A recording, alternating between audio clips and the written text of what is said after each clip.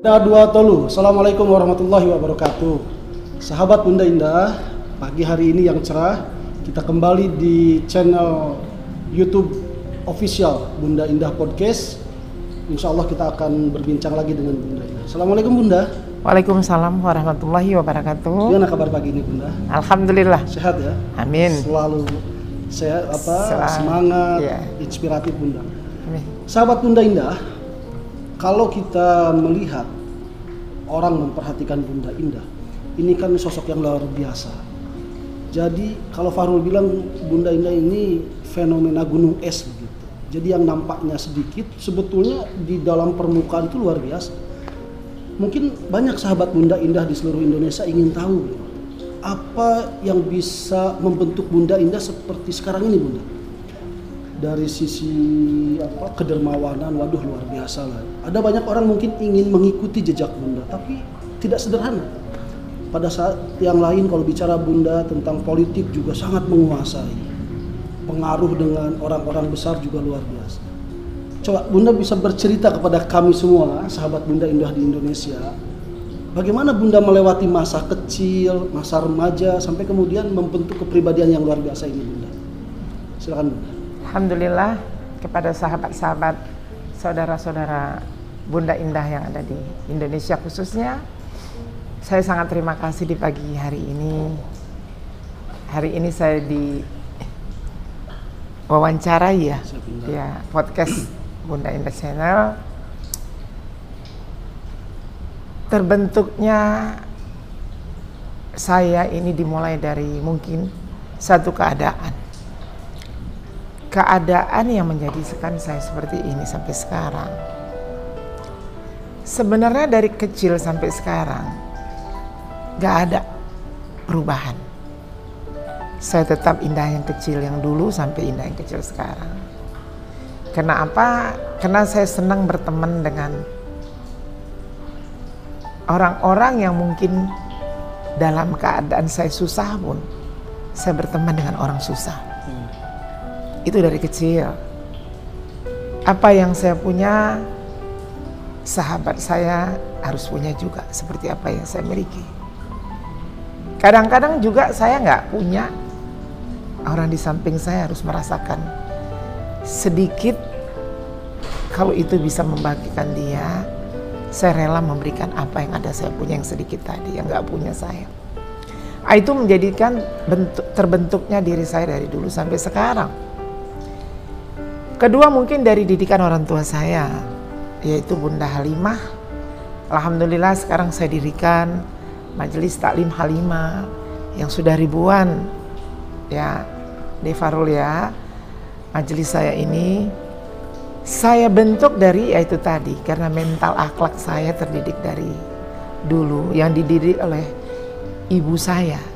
Saya dari kecil sudah anak yatim, tidak terdidik oleh lulusan bapak. Orang tua laki-laki saya sudah meninggal sudah lama, masih saya kecil, masih saya SD. Tapi mereka sudah bercerai dari dalam kandungan saya, dari masih saya dalam kandungan. Ya mungkin terbentuk itu tadi. Belayan kasih ibu itu luar biasa.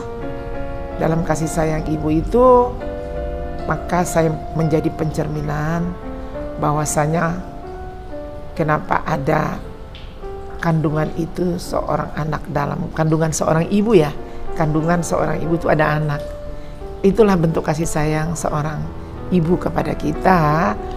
Mungkin dalam bentuk ikhlas ibu saya itu merawat saya, melahirkan saya tanpa ada dibantu oleh siapapun, termasuk orang tua laki-laki saya yang sudah lama berpisah dengan ibu saya.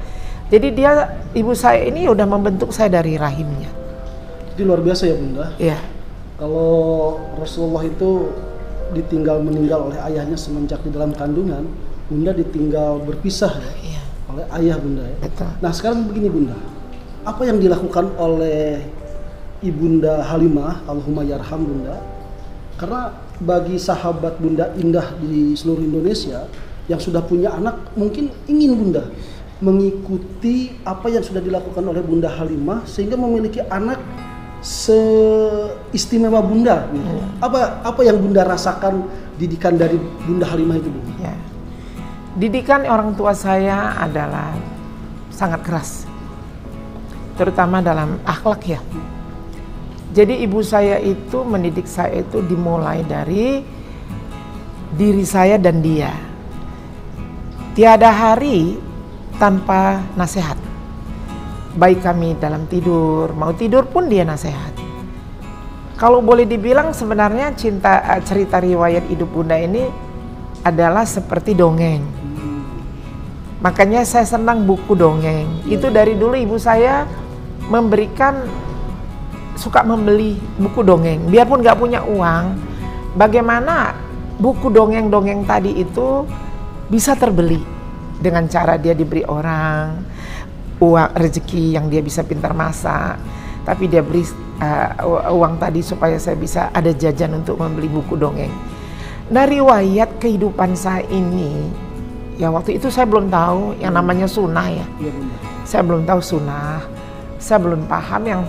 Yang saya tahu, saya itu baca Al-Quran itu dari alif bata, alif lam mim, ya. Ada di Al-Baqarahnya, An-Nisa, semua ada. Tapi saya nggak tahu apa tujuan Al-Quran itu. Yang saya tahu, cerita dongeng itu adalah bisa menjadi inspirasi saya. Contoh, masa kecil saya itu banyak suramnya daripada bahagianya. Jadi kenapa ada di dongeng itu? Akhirnya saya belajar bagaimana seandainya suram saya dari kecil ini bisa saya dapatkan kebahagiaan itu. Ternyata mungkin doa orang tua. Kedua, bimbingan ya. Jadi bimbingan dan doa itu menjadikan satu kekuatan saya untuk menjadi kokoh. Kokoh dalam arti tidak bisa saya terkontaminasi hal-hal yang menjadikan negatif sama pergaulan saya. Ya, saya itu orang rumahan. Saya anak yang betul-betul anak yang dimanja oleh ibu saya. Sampai anak 3 pun saya masih sering disuapnya. Masih kecil-kecil anak saya itu masih disuapnya. Jadi saya nggak ngerti yang namanya itu ada kebohongan dulu, ya. Tapi saya kalau lihat orang salah atau apa, saya bilang sama ibu saya, itu kan salah, kenapa dibuat? Jadi sering saya belajar. Nah, itu kembali tadi ke dalam buku dongeng. Di situ ada cerita dongeng maling kundang, nih contohnya ada cerita dongeng bawang merah bawang putih. Ternyata hidup diceritakan begitu aja. Iya, iya. Jadi ternyata hidup saya ini seperti bawang merah bawang putih. Nah, kenapa? Kalau bawang putih itu suka nangis kan? Saya dari kecil udah suka nangis. Nah, untung mata saya nggak buta nih sampai sekarang. Kenapa? Karena banyak sekali yang saya dapat satu ujian cukup berat dari kecil. Ternyata ujian itulah menjadikan bangkit saya karena nasihat ibu saya. Nah, nggak perlu kau kejar dunia ini.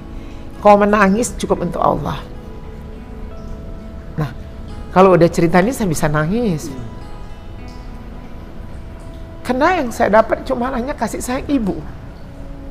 Saya nggak tahu ada kasih sayang Allah, kasih sayang sahabat, kasih sayang siapa saya nggak pernah tahu.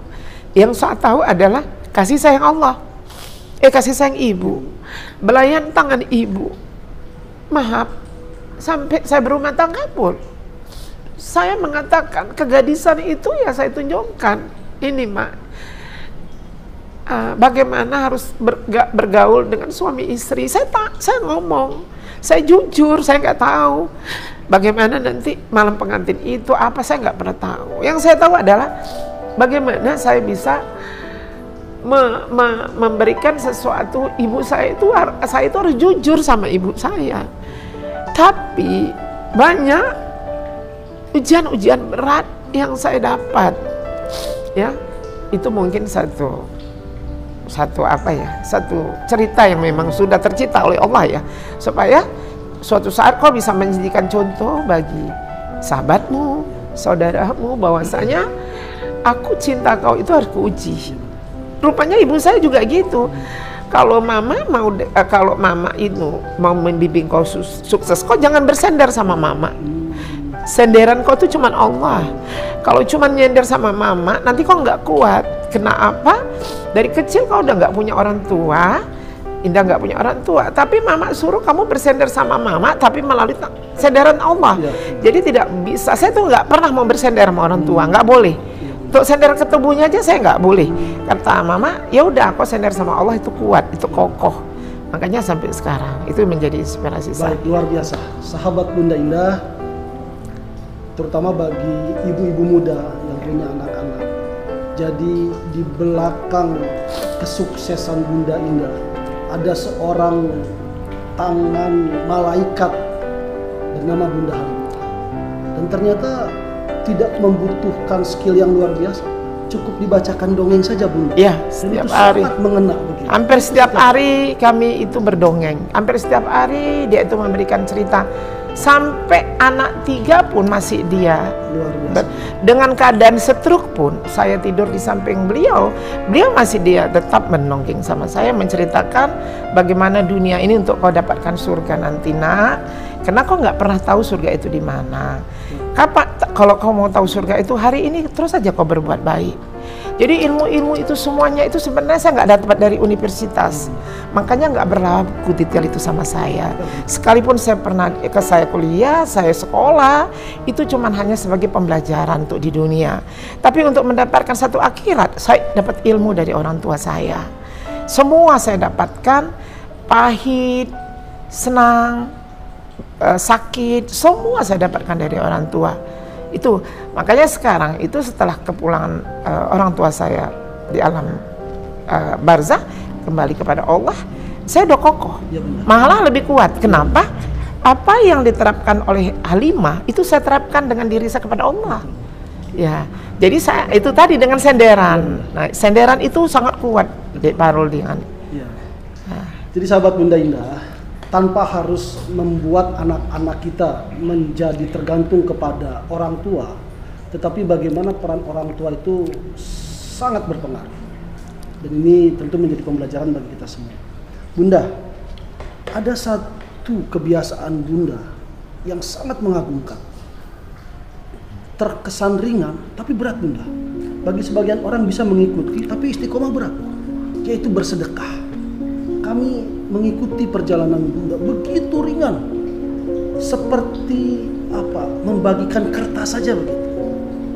Uang-uang berwarna biru merah itu, Bunda, ya, 50.000, 100, kok ringan begitu.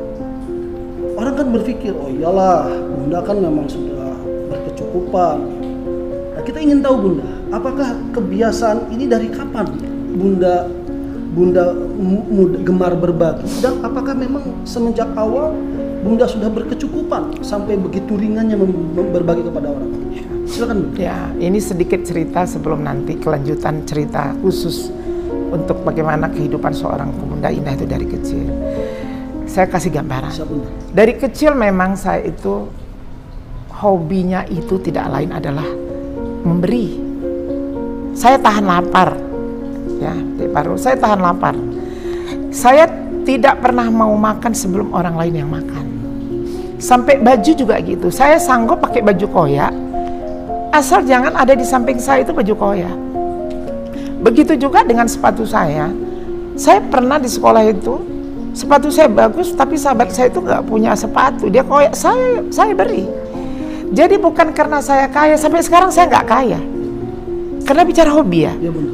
Kalau sudah bicara hobi, saya nggak lihat lagi uang itu, harta itu. Kenapa? Kembali tadi, saya belajar dari orang tua laki-laki saya. Beliau sangat kaya dan seorang bangsawan. Tapi beliau tidak mengenal saya, karena dia cuma mengejar kekayaan harta dunia tadi. Sementara saya itu tidak pernah disapa dari kecil itu, saya butuh tangan belayan dia, tidak pernah.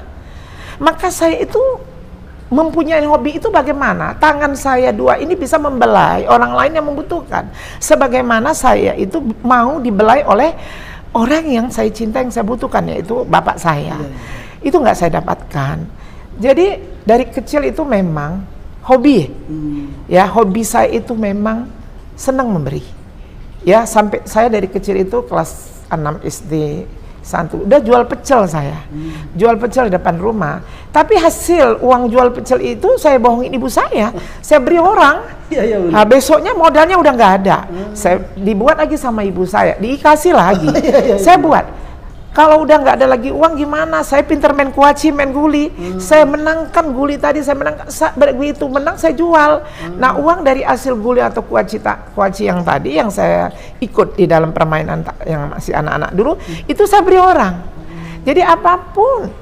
Oh, maaf Dik Parul ya, saya dari dulu itu cuma punya baju tuh paling banyak tuh 3 dulu kecil-kecil. Jadi memang iya. Timbul begitu saja, Bu? Iya, malah hari raya pun saya pernah pakai baju itu ditempel oleh ibu saya. Kenapa? Karena saya nggak mau lihat orang pakai baju bagus.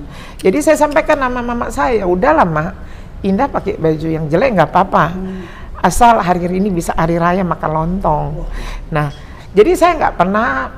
Saya orangnya pengalah. Di keluarga saya dikenal pengalah. Sekarang ini aja saya suka menegakkan kebenaran. Bukan berarti saya lebih pintar, lebih bijak dari saudara saya yang kandung maupun sahabat saya, enggak. Karena saya sudah belajar dari kehidupan awal.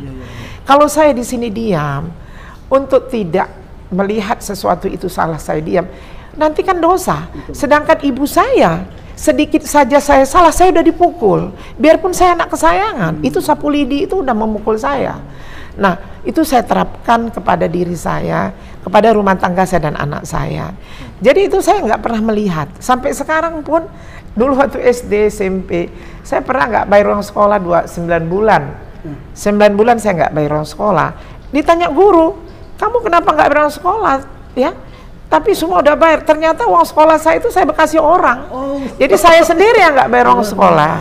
Nah, itu yang selalu. Gimana tanggapan Ibu Halimah melihat anaknya malah lebih memprioritaskan orang lain daripada dirinya sendiri?